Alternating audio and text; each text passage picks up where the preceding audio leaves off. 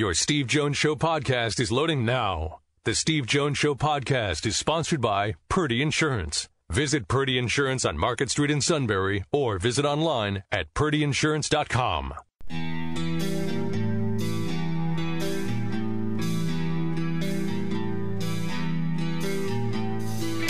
Sports talk where your voice counts. This is the Steve Jones Show on News Radio 1070 WKOK.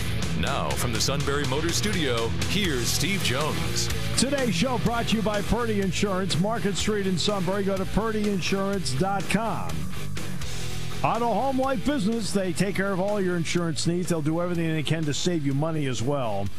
Great people who are the pros when it comes to insurance. Purdy Insurance, Market Street in Sunbury. Go to purdyinsurance.com.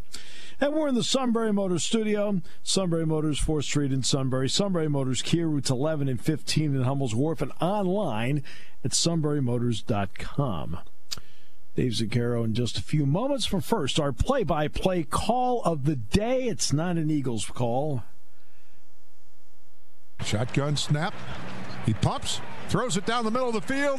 That's Juju Smith-Schuster pulling it in for the Steelers. Go-ahead touchdown. From 25 out, Ben threw a strike, and Juju took care of the rest. Yeah, Penn State has had more wins in the month of December than the Eagles and Steelers combined. All right. Oh, well. But the Steelers won. Bill Hillgrove on the Steelers Radio Network. All right.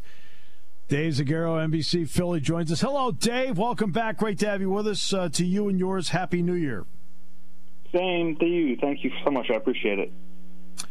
How difficult a decision do the Eagles have in the offseason about what to do at quarterback? Yeah, it's really the biggest decision they have, which is saying something considering, I'm also including the head coach decision in there as well. I think it clearly is the biggest decision because they've invested so much in Carson Wentz to this point in draft equity, and then obviously the big contract extension, which hasn't even kicked in yet in terms of that new money, which is hard to believe. Would they really be willing to move on from him? And it's also tough because they're really only going to have 4 games of Jalen Hurts to evaluate him. So is that enough time to say, oh, he's the guy? They have to ask themselves if it's a tenable situation to have both of them on the roster next year. Because if not, well, then you have to move one of them, and then you're setting yourself up for this potentially disastrous scenario in which one of them goes elsewhere and goes on to either have a great career in Hurts' case or bounce back and reclaim his career like Carson Wentz might do. All right, so yesterday Hurts got off to a really good start, and then the last 2.5 quarters, he had not played the way I thought he was going to play. And then I watched him play the last 2.5 quarters, and to be honest with you, Dave, my pre-assumption going in was that's how I thought he was going to play, was the last 2.5 quarters. So what did you see? What was the difference? Yeah, and it wasn't just him. I think there were a lot of issues offensively. I thought late in the game he started to force things, and honestly, late in the game he kind of reminded me of Carson Wentz from a lot of the earlier part of the season, that he felt like he had to try to put the team on his back and do it all, and he couldn't, and he turned the ball over a few times. Overall, the offense just wasn't good enough. They had ended up with 6 false starts, which is, that's really hard to do, actually. Especially with very few fans in the stands. Yeah, I think there were like 30,000, but I don't think it was an issue of crowd noise, But I'm saying that it should not be an issue. Yeah, no, it absolutely should be an issue. Even if there were fans, you can't have 6 false starts. Right. I didn't think he played particularly well. Apparently, he did get nicked up in that game I don't know how much that affected him, both running the ball and passing. I guess it had a little bit to do with it, but yeah, I mean, he didn't play well enough in that game. But he wasn't going to be perfect either. I mean, it wasn't like he was going to play lights out these 4 games. And honestly, sure. This is kind of what I expected, or to see some ups and downs, and really to put them in a position where they had this incomplete evaluation of Jalen Hurts in 4 games, because I don't think 4 games is enough to have a complete evaluation, and that's kind of what's happening. Yeah, that's why I think this is such a critical decision for them. They have to decide going forward what to do about Carson Wentz. But to me, all this began, in all honesty, with the Eagle offense, starting with the Brooks injury in the preseason, which has been forgotten in all of this. And then they started losing tackles, and then they moved Peters over to tackle, and Peters wanted more money, and then Peters got hurt but still got his money. I mean, they're a mess up front.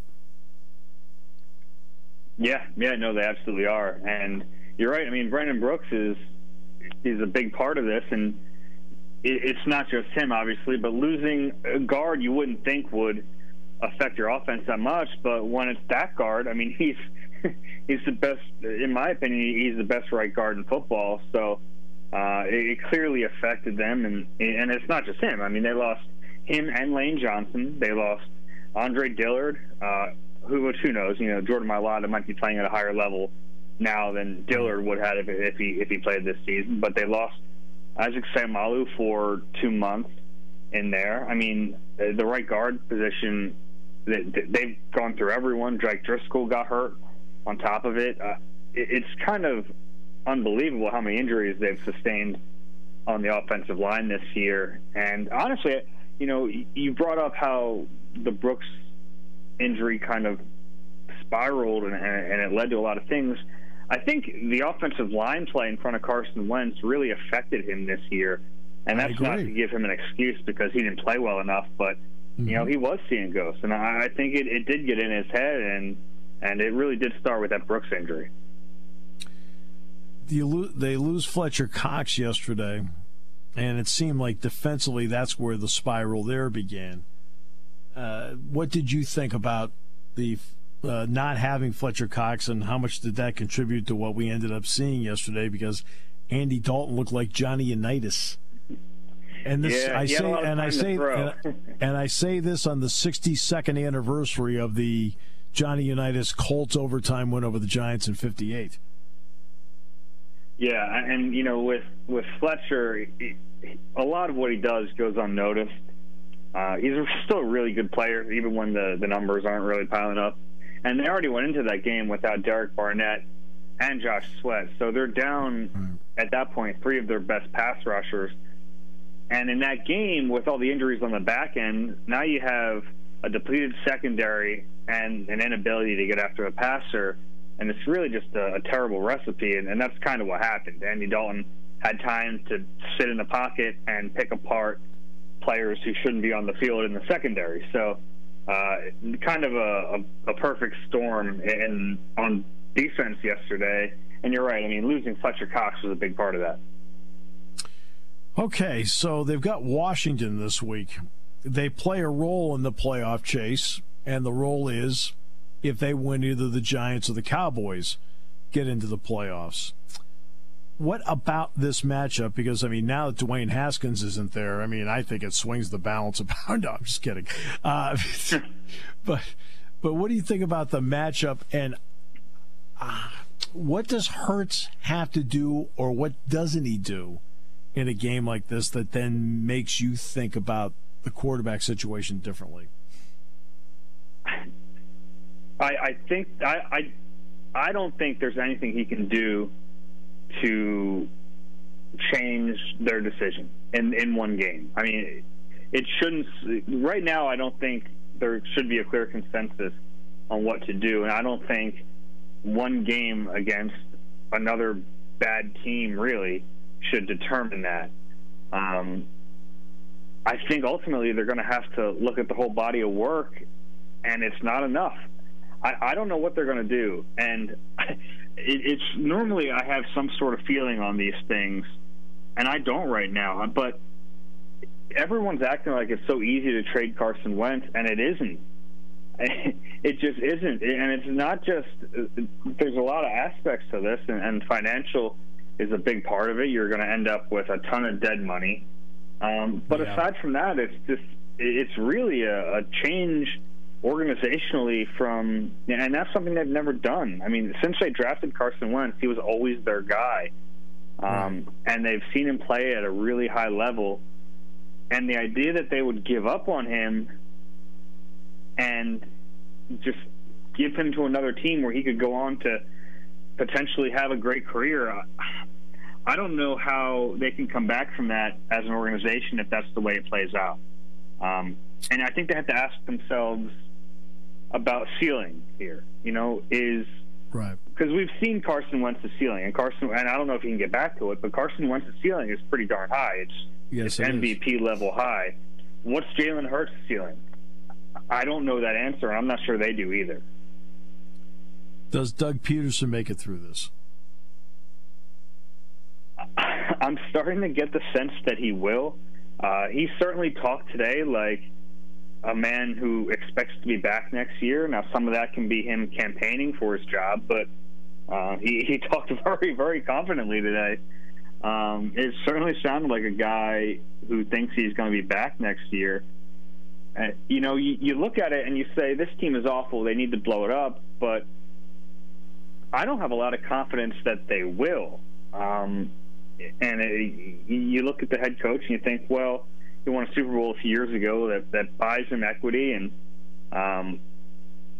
Jeff Lurie has been patient at times. He wasn't patient with Chip Kelly, but Chip Kelly was a jerk, quite honestly, and that matters. Yes, it does.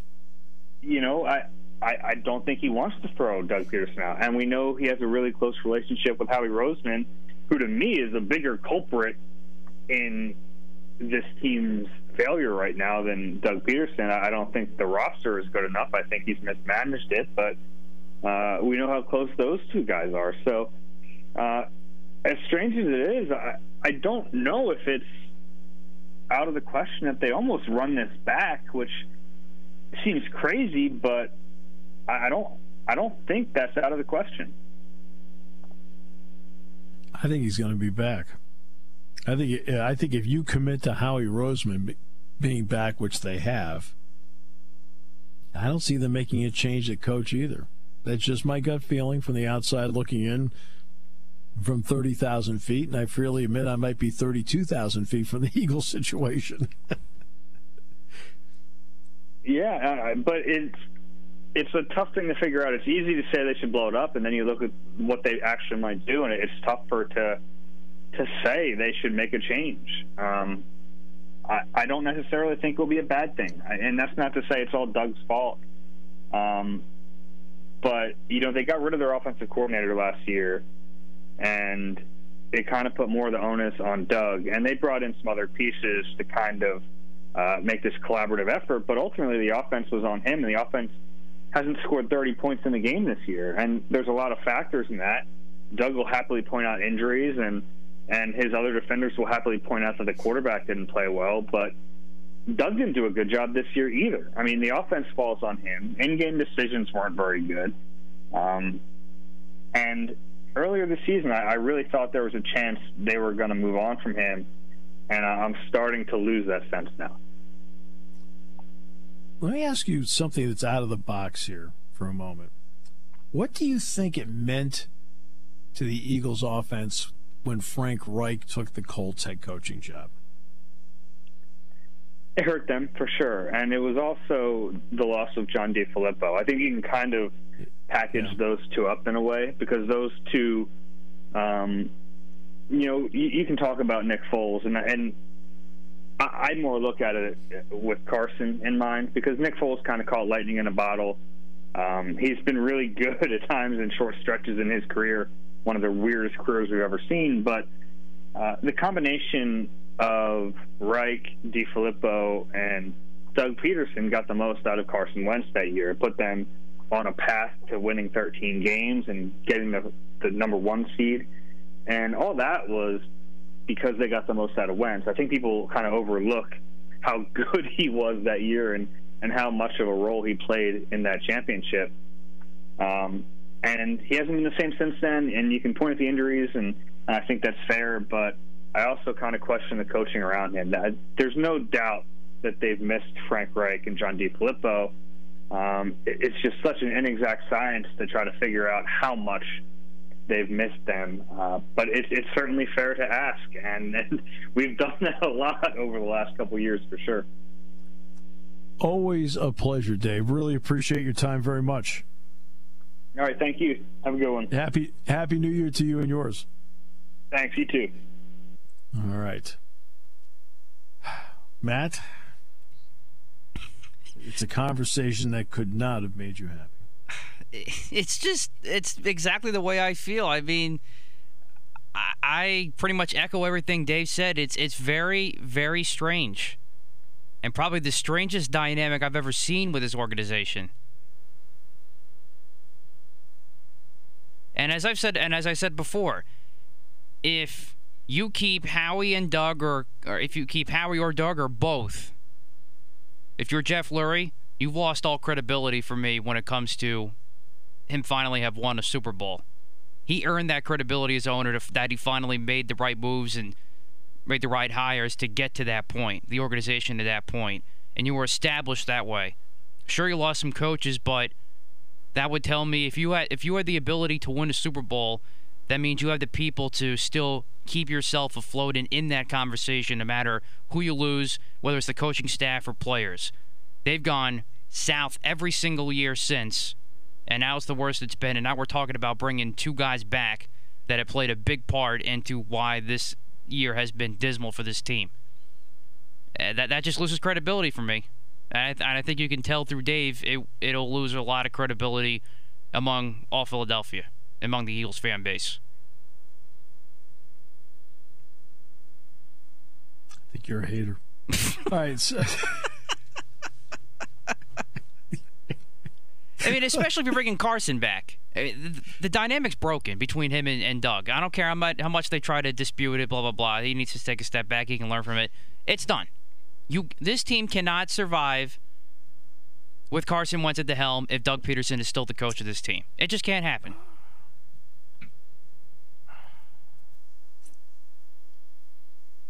I don't know. I'm not so sure about that. And the reason I'm not so sure about that is that they had so many devastating injuries on the offensive line. I think the domino effect was too much for anybody to overcome. I think Hurts helped them overcome some because he can run around a little bit. But running around a little bit only goes so far. And I think that one thing about Wentz is that if you can protect him properly, and I don't mean 4 to 5 seconds. There are going to be times he's going to have to run and move like any other quarterback. Okay? But I think he's got to be the guy moving forward. And I think it all has to start up front. The problem is going to be their current draft spot is 6, right? The guy that you would need to draft, Penny Sewell, in all likelihood is going to be gone at 6. And I think then becomes a big decision. Who is that person? All right. We'll come back with more in a moment on News Radio 1070 WKOK as the Doug Pederson Love Fest continues on News Radio 1070.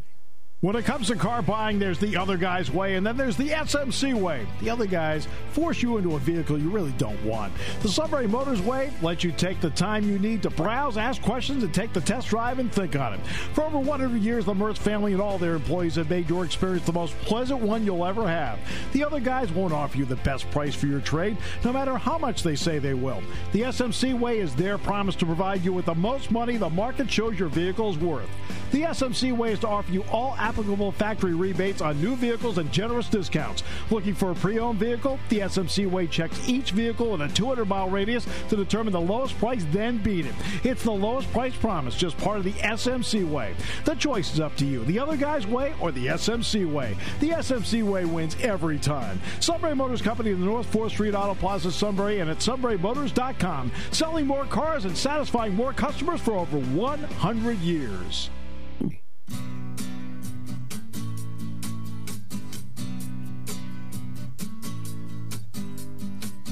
Okay, Phil Niekro passed away, 81 years of age. The master of the knuckleball, Hall of Famer. Then it would take time to work with other knuckleball pitchers. He would work out with, Tim Wakefield would go to him for advice. Charlie Huff would go to him for advice, and he'd be able to straighten him out. And then Casey Jones passed away. 2 championships with USF, an Olympic gold medal. 8 of his 9 years he won an NBA championship. He won a couple as a coach. I know that Larry Bird called him the nicest man he ever met. Well, very quickly on that, I got to meet and talk with Casey Jones a couple of times because he was the color analyst for the University of Hartford, and Penn State would play them. And Larry Bird's right. Casey Jones was about as nice a guy as you'd ever want to meet in your life. Man, did he know the game. But 88 years of age, great guy. Now, Tom McGrath was telling me that when Casey would come back to Boston, his former secretary, he'd always take her out to lunch. The holidays are a time of year to celebrate and reflect. Reflect on the past year, a year filled with challenges and uncertainty. Uncertainty that bred resilience and hope. Hope for healing, change, new beginnings, and unity. United as one people, one community, by one mission, to safeguard and protect what matters most. From all of us at Purdy Insurance, we wish you health, happiness, and joy this holiday season and success in the new year. Taking your calls at 800-795-9565. This is The Steve Jones Show on News Radio 1070 WKOK. Now, from the Sunbury Motors Studio, here's Steve Jones. And today's show is brought to you by Purdy Insurance. Market Street in Sunbury. Go to purdyinsurance.com. Auto, home, life, business. They take care of all your insurance needs. They also find you the best price because saving money is also critical. They'll make sure you're covered every step of the way. They are the pros in insurance. And a happy new year from the Purdy family to yours. Purdy Insurance, Market Street in Sunbury. Go to purdyinsurance.com. And we're in the Sunbury Motors studio. Sunbury Motors, 4th Street in Sunbury. Sunbury Motors Kia, routes 11 and 15 in Hummel's Wharf, and online at sunburymotors.com. Ford, Lincoln, Kia, Hyundai. Great pre-owned inventory as well with the Sunbury Motors guarantee. All at Sunbury Motors, 4th Street in Sunbury. Sunbury Motors Kia, routes 11 and 15 in Hummel's Wharf, and online at sunburymotors.com. During the news break, the yelling and the screaming by Matt about the Eagles and about Doug Pederson. I mean, it's just... We'll call it that. I mean, people have no idea the patience I have on this end. And this guy on the line that's going to join us knows exactly what you're talking about. He dealt with that for 4 years with me. Alex, you know Alex Kozora, by the way, from SteelersDepot.com, knows more than anybody else. Alex, welcome. Great to have you with us. Happy New Year. Thanks for having me on, Stevie. I would consider you less of a radio host, more of a saint for putting up with Catrillo for as much as you have. I mean, Alex, to be honest with you, I mean, there are some people that make $200 an hour, you know, just sitting there listening to somebody on the couch like this. I mean, it's unbelievable. I mean, he wants Joe Kuharich fired. I'm like, hey, look, Joe Kuharich's no longer with us. I mean, he's ranting like a wild man. He's just throwing out names. Norm Snead. All right. The Steelers took deep shots on Sunday after a first half of an offense that looked like it had not adjusted in a month. They then took and then hit a couple of deep shots. What did that then do to open the underneath windows again? It's exactly that. And the difference isn't that they attempted more deep shots. They just were more successful in completing them, of course. Against the Bengals, for example, Ben was 1 for 14 on passes with an air distance of 10-plus yards. Against the Colts, he was 8 of 12. So actually threw it less deeper down the field against the Colts and the Bengals, but he hit them much more often. And so that did, as you said, kind of soften up the Colts defense, allowed for some more underneath plays. But just overall, this offense has to hit those deep shots downfield, and especially when you're down 17 points, 5 minutes left in the third quarter, you're not going to be able to catch up by nickel and diming your way with 3 to 5 yard gains. You're going to have to hit some big plays. They started that with a Deontay Johnson touchdown for 39 yards. That kind of got the party started and some life back into this offense. So it's really critical for the Steelers offense that has no running game. I have no optimism at all that they will have a running game for the rest of the season. That's a big concern, but at least if they can pair the deep passing game with that quick extension of the run game, the 1-3-step passing game, that gives yourself a fighting chance. And so to have that element and that balance to your offense against the Colts was extremely critical. Alex, how is the league adjusted to Chase Claypool? I don't know if there's any one particular way they've adjusted to him. I think he's just learning about how much more physical the NFL is and how often and how much better DBs are at finishing some plays, and he's had some issues with trying to finish and completing the catch and things like that. I would just say really the thing that's kind of held him back a little bit is the emergence of James Washington. He's also been their deep threat. And Claypool was the guy eating away at Washington snaps through the first midseason of the year, and then Washington kind of, was able to storm back and see an increase in playing time. So I don't know if there's any one particular thing I see on Claypool that's different than before. I know the Steelers have talked about managing his snaps and making sure he doesn't hit the rookie wall because he has played so much, and this has been such a difficult year for rookies to try to adjust without any sort of off-season program or any sort of training rules to get those guys ready. So I think it's just the ebb and flow of the offense in the season. James Conner was able to get back in there with some limited snaps yesterday. What did he mean to some of the success we saw? I think his impact was more than just a runner because the running game went nowhere, and Conner was included in that. It was really more in pass protection and a receiver. He had a couple of key third-down receptions. He's the best pass-protecting back on the team. There's a lot of trust. He's a versatile guy that can line up out wide in the backfield wherever you have to put him. He's comfortable in doing that. So, again, the run game was bad. I mean, he ran for 20 yards yesterday. Their long was like 12 yards, and that was it. And it's not going to probably get a lot better. That's on the offensive line. It's on play calling. It's on the running back. It's not just one unit, but I think Conner gives you a lot more in other areas as a receiver and a blocker that's really important for this pass-first offense. They also made an adjustment with how they handled their one high safety look with Minkah Fitzpatrick yesterday. What did that mean, especially against a quarterback that has a lack of mobility in Phillip Rivers? Yeah, the thing that they've done with Minkah, and it's probably the biggest difference from last year to this year. Last year when he got traded over midseason, he was almost always the deep free safety, always playing single high, and quarterbacks never threw that direction. And so he was kind of quiet in terms of a splash play standpoint the back half of the season because he was always 20 yards deep, just patrolling center field. This year, they've done a lot more rotations with putting him as a robber, as a lurk guy to take away some of these crossing routes and get him closer to the action, closer to the football, and have a chance to make more plays underneath. And I think you saw that against the Colts, a lot of rotation where it looks like it's too high, pre-snap, cover 2, 2-man, something like that, and then they'll rotate to a cover 3 or cover 1 on the snap and let Minkah just kind of be closer to the action. And so I think that's allowed him to make some plays on some of those crossing patterns that offense is trying to counter with. The Colts didn't have either of their starting offensive tackles for this game. Were you surprised that the Colts moved the ball the way they did? I realize that Rivers does a lot of quick release work, and he's a veteran that gets it. But still, were you surprised that they moved the ball the way they did for the first 2.5, 3 quarters?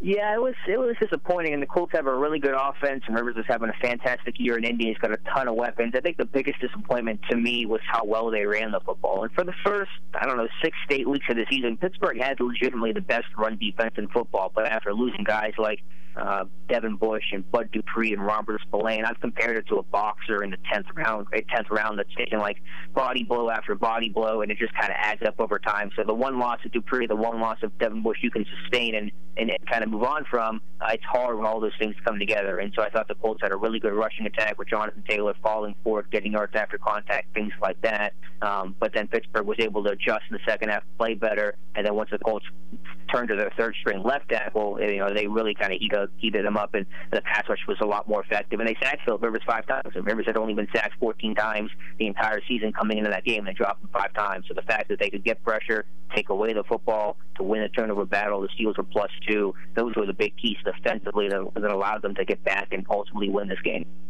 T.J. Watt is obviously a special talent. How has he been affected, though, by not having Bud Dupree on the other side, if at all? Yeah, I don't think it's really been much of a change. I know the conventional wisdom is that T.J. Watt's drawing more attention now that Bud Dupree's not there. But listen, T.J. Watt's Defensive Player of the Year. Like, he was drawing plenty of attention before Bud Dupree went down. I think it's just more highlighted because you don't have Bud Dupree with as many one-on-one opportunities on the backside that Dupree would always win. Trusting Alex Highsmith, a rookie, to win those, and he's simply not going to win quite as often, although I thought Highsmith had a couple of key pressures late yesterday, and he's going to be the Steelers starting right outside linebacker next year. I think overall, all things considered, Highsmith has been impressive. But, yeah, they're chipping the heck out of T.J. Watt with tight ends and running backs and alignments to force them wide. It's certainly been tough, but still the dude had 2 sacks yesterday, a strip sack fumble that set up the Steelers' first touchdown. To me, T.J. Watt is the no-brainer Defensive Player of the season. Week 17 is essentially the first week of the playoffs for certain teams. This is a playoff game for Cleveland. They win, they're in. How interested are you to see how the Steelers play this game, if they play it like they did the first 40 minutes on Sunday against Indianapolis, or how they played the last 40 minutes against last 20 minutes against Indianapolis? Mm-hmm. Well, I think it'll be interesting to see just who plays at all, because the Steelers, this game doesn't mean a whole lot to them. I mean, they're locked basically into the 2 or 3 seed right now, and so for a team that had their bye week back in week 4, it's been a long slog. I think you've definitely felt the physical and mental tiredness of this team after crazy schedule changes and things like that. I don't know exactly how Tomlin's going to approach it. We'll talk to the media tomorrow and maybe shed some light on it, but I am currently not expecting some of the key guys not to play. I think Ben's going to sit. I think Cam Hayward's going to sit. Pouncey, hopefully T.J. Watt sits to give this team a bit of a break heading into the playoffs, considering this game really doesn't mean a whole lot for Pittsburgh. So let's talk about that for a moment. I've always understood the concept of it, and I realized that this will be the 13th straight week the Steelers have played, so I got that. But no offense, Alex, I rarely see this work. Mm-hmm. I mean, rarely have I seen, hey, let's sit a bunch of guys, and then the team comes out sharp. I've felt that the approach always needed to be, just watching over the years, and I want to see how you feel about this. Play them a half in the first series of the second half, then sit them. In other words, just enough to get them out there. Once again, still that feeling to come out of the locker room. Then you sit the guys down. That to me is the one that at least keeps you game sharp. Right. I think that's fair. And again, I don't know how the Steelers will approach it. And you're right, back in 2017, the Steelers' last playoff appearance, I believe they sat guys end of the year, and they ended up getting upset by Jacksonville in the playoffs and were one and done. So there's certainly, it's one of those things where if you sit guys and you lose in round 1, everyone's questioning your decision. But then if you play your guys and you lose, round 1, you say, yeah, maybe we should have sat those guys. So it's a tough spot to be in. But I think I understand that point completely. But I think just given the circumstances of the pandemic, this crazy year, the bye week being moved way up to week 4, which really wasn't even a bye week for those guys because they were planning for most of the week to play that game, and then it got canceled or postponed at the last second. I just think given the craziness of the year, I think this has been a team that's tired and probably just not everybody can sit because your roster size is only so big, but I think at least 3 or 4 of the key players is probably the approach this team will take. Oh, wonderful. We get to see Myles Garrett against Mason Rudolph. Oh, boy. Well, I'm sure they did not send each other Christmas cards. I can promise you that. I'm sure they didn't. Offensively for the Steelers, why is the offensive line? Why has Villanueva struggled so much? If you were to pick certain guys, I wouldn't think he'd struggle as much. I think Pouncey struggled as well. Why? Well, I think in pass, but they've done a good job. I mean, Ben's only been sacked, what is it now, I think 13 or 14 times the entire season. And for a team that's throwing the ball as much as any team in football, I think overall they've done a good job. Part of that, of course, is Ben's quick release. He's got the quickest snap to throw in football, about 2.3 seconds. But I do think Villanueva and the whole line as a whole has done a good job. Run block is a different story. And the thing that gets me about that, Steve, is that for the first 4 weeks of the season, they weren't a great running team, but they were a decent running team. They ran the ball for 100 straight or 100 yards in their first 4 games. They averaged about 4.5 yards per carry. They ran it situationally to close out games. Ran it well against the Eagles overall.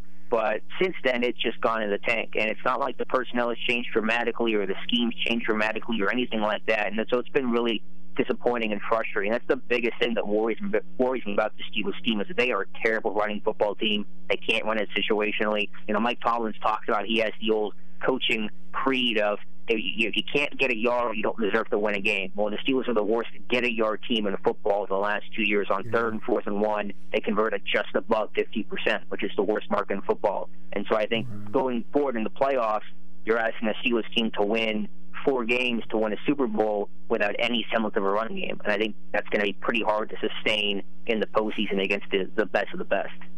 No, I don't think he'll kick this weekend, and obviously Mike Tomlin hasn't met with the media yet. But how important would it be to get Chris Boswell back for the playoffs?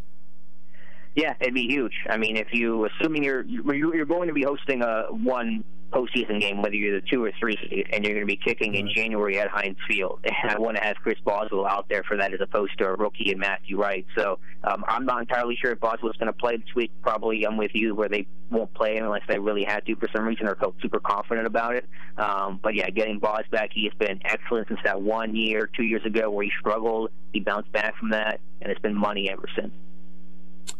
It's interesting. That's the best I think the field has looked, too, at this time of the year. Seriously, that field's always beat up at this time of the year. It is. Yeah, you think after a snowstorm it'd be pretty bad shape, but I guess they took good care of it. Probably because they've been practicing on it since August, and they've had to keep it in good shape. I know. It's amazing. Thank you so much. Appreciate it, Alex. All right, thanks, Steve. Take care. And any quick note, by the way, from Matt before we go? Because, I mean, it's, he took off. Yeah. Yeah, there you go. He's basically right. I've heard that many times in our 4 years together on the radio, in our college days. It's just seeing the Eagles have an ugly season, I think, has brought out an ugly side in you. Let's see. Alex sat through all the Chip Kelly years, so that was in essence in itself. Plus the 2012 year when Andy got fired. Yeah.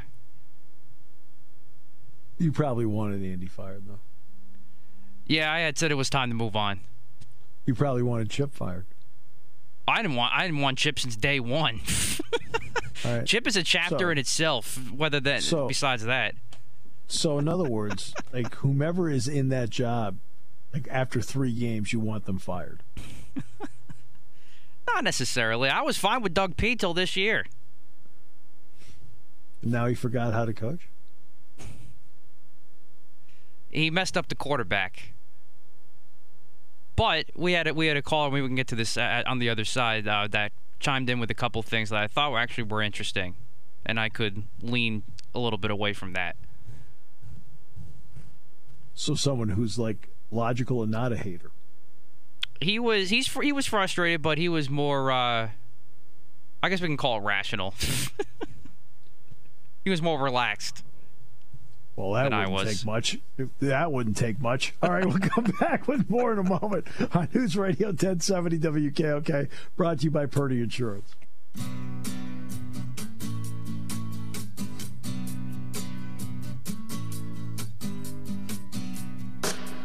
Who was the caller who was exponentially more rational than you? Well, more relaxed, I should say. That would be, by the way, any caller.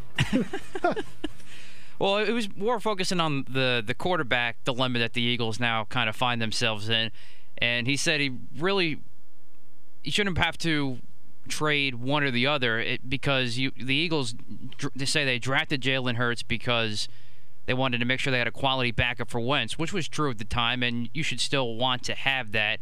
And maybe in a worst case, you let the preseason next year dictate where you go with the quarterback situation. So he thinks both should be kept next year, regardless of what happens in other offseason moves. And I can understand that to some extent. Except I don't think they drafted Hurts to be that.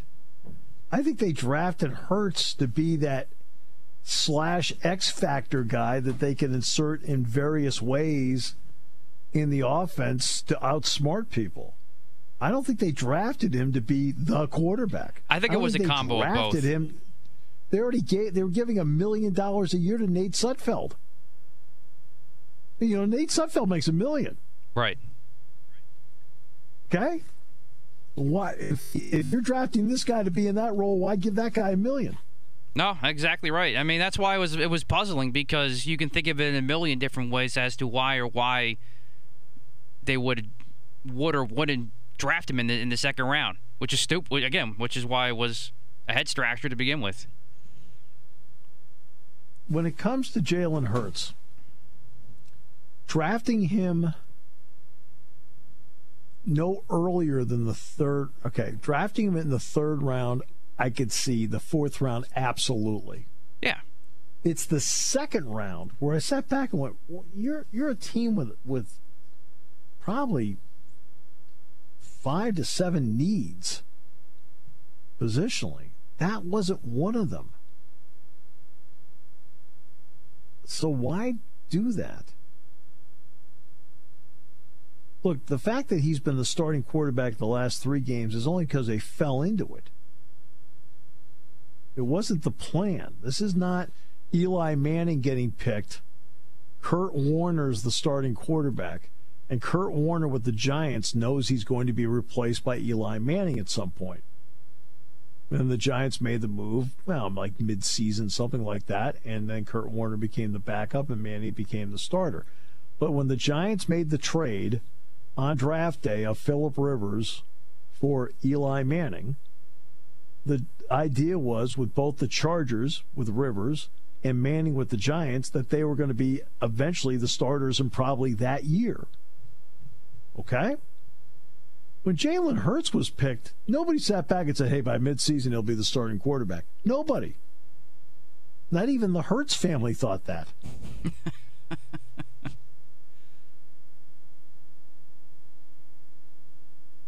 It's because of a long list of dominoes that have fallen that Hurts became the starting quarterback.